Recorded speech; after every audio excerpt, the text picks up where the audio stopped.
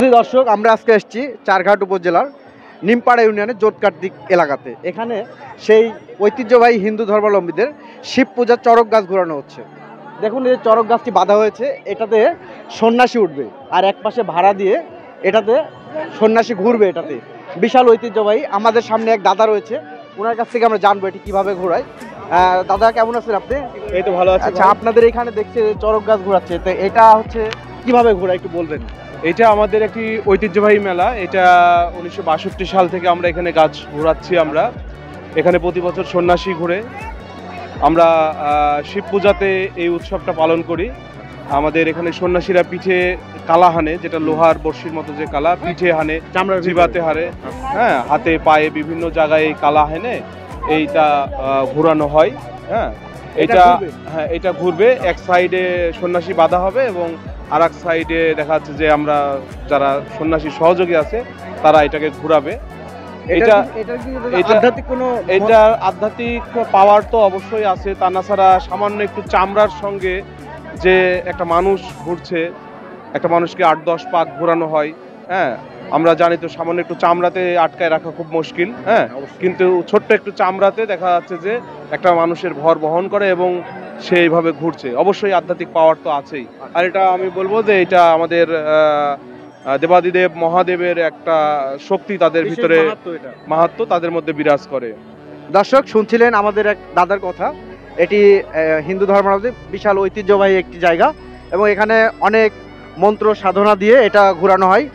দর্শক, আপনাদের দেখাবো যে কিভাবে ঘোরানো হচ্ছে গাছটি। দেখুন আপনারা, এটা এখন ট্রায়াল ভার্সন চলছে। এরপরে হচ্ছে সন্ন্যাসী দিয়ে এটাতে পিঠে কালা বাঁধায় এটা হচ্ছে ঘোরানো হবে। দর্শক, দেখতে থাকুন আপনারা। পরবর্তীতে আপনাদের দেখাবো কিভাবে কালা দিয়ে ঘোরানো হচ্ছে। সাথেই থাকুন। ধন্যবাদ সবাইকে।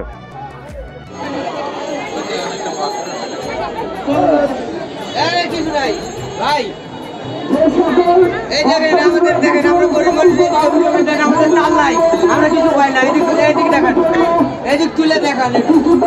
আমরা গরিব মানুষ আছে, দিন পাই না আমরা। আমাদের দিয়ে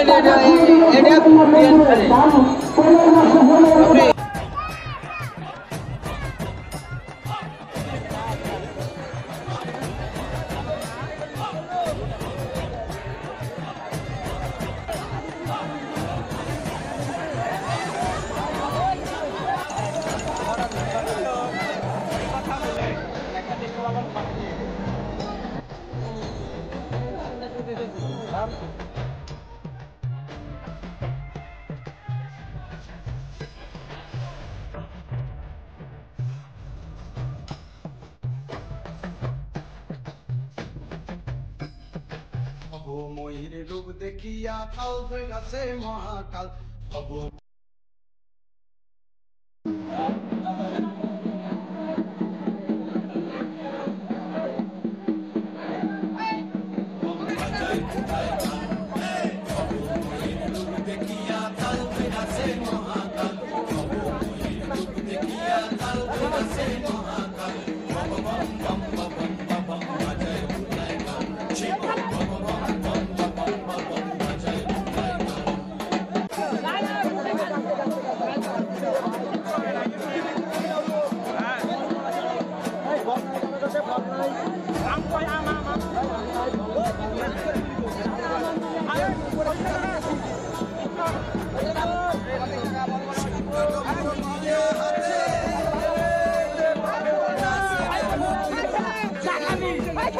নাম